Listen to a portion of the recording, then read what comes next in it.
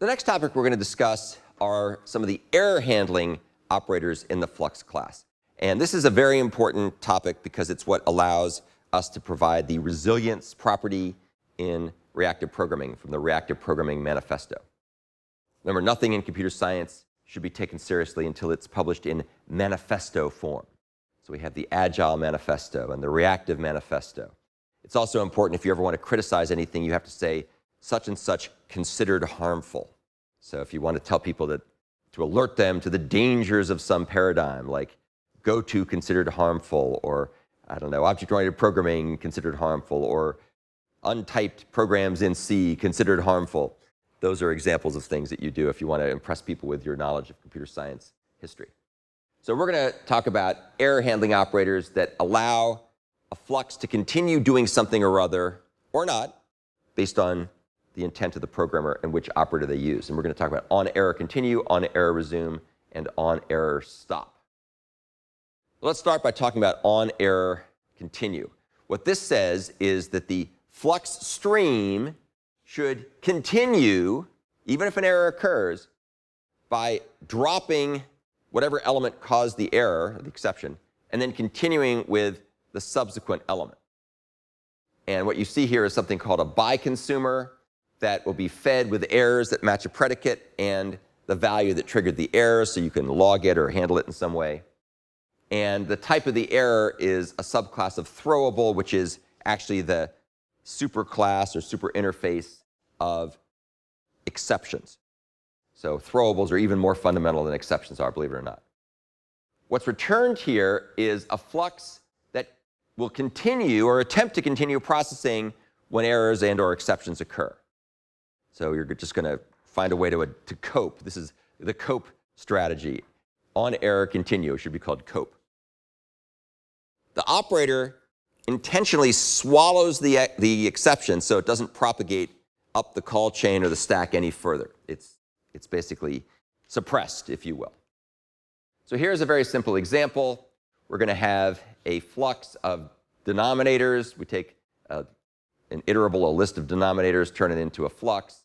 And then for each of the elements, we're going to create some random big integer as the numerator, and then we're going to take the denominator. All will go well until one of the denominators is 0, in which case we get the arithmetic exception. And when that happens, we're going to have control transfer for that element to onErrorContinue, and then it's going to log the error and continue. So we'll keep processing, but we're going to ignore the thing that caused any problem, or the things that caused any problem. This also affects the behavior of something called onResume. This is a completely crazy set of semantics. It actually is kind of useful if you understand it, but it's not at all clear at first. It takes a while to get your head around it. And what happens here is onErrorResume, if there's an onErrorResume, which we're going to talk about in a second, is ignored if onErrorContinue appears downstream. So if you said to resume, then this will override that behavior. I will explain why that happens later. It's very complicated, but it does come in handy. And we'll talk about the discussion of onErrorStop to see how to work around this particular quirk of the error handling operator interaction challenges with Project Reactor.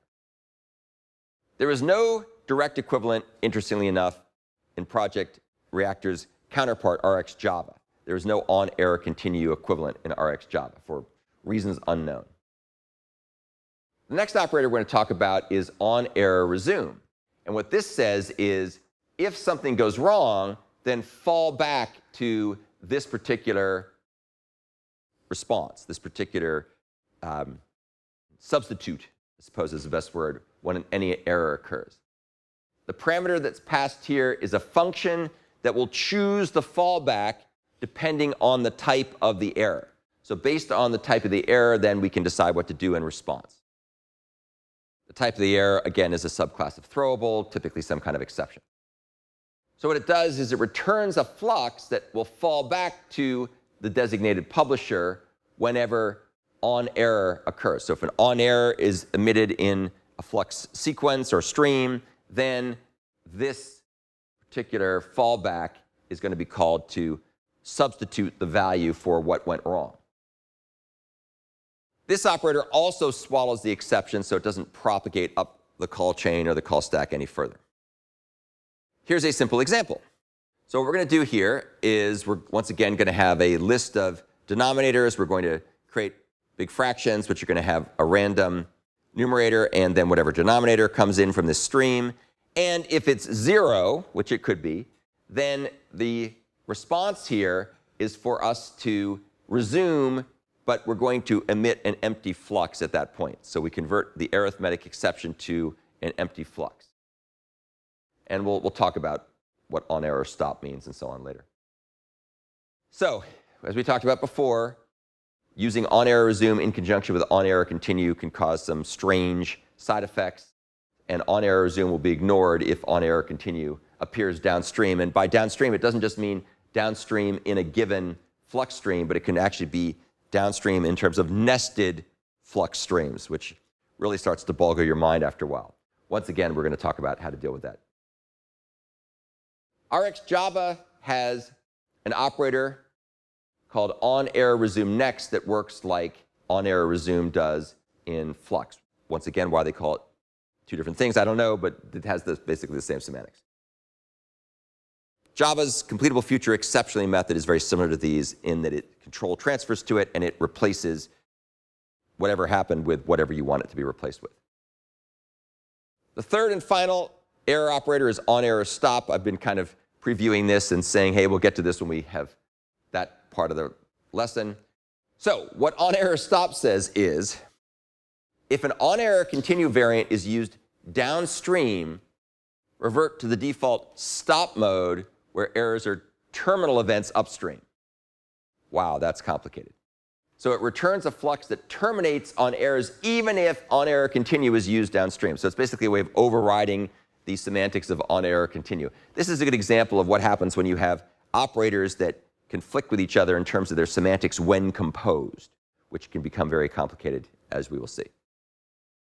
What you can do with this is use it to scope the onNext failure strategy or to override an inherited strategy in a substream. The key point here is substream. So you can have nested streams. So what's an example of this? Here we have an example where we're going to do this from iterable for the denominators. We're going to create a new big fraction with a denominator that could be 0. If we get a problem, we say onErrorResume with flux empty, and then we say stop at this point. I don't care if there is an onErrorContinue down later.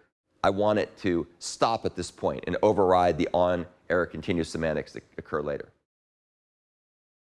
If onErrorContinue is not used, onErrorStop has no influence or no effect. RxJava has no direct equivalent. For one thing, it doesn't have an onErrorContinue operator, so there's this confusing mishmash of things when they're composed just doesn't come into play.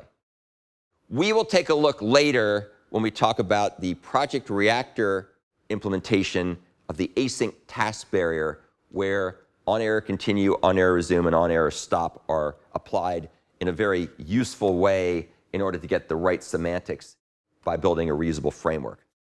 Don't sweat too much if this stuff doesn't make a whole lot of sense now. It's really, really in the gory details, but I wanted to put it in here for completeness.